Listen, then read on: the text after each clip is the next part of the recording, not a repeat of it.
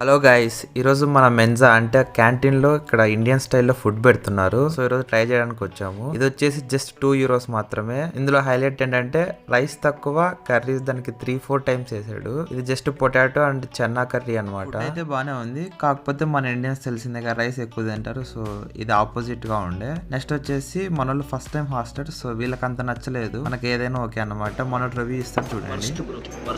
ఏం మళ్ళీ తింటున్నాయో మొత్తం కంప్లీట్ చేసావైనా ₹200 ఇచ్చా బ్రో, దానికి తినాలి కదా బ్రో, లేకపోతే ఎలా బ్రో? ₹200 అలా వేస్ట్ చేయలేము కదా బ్రో.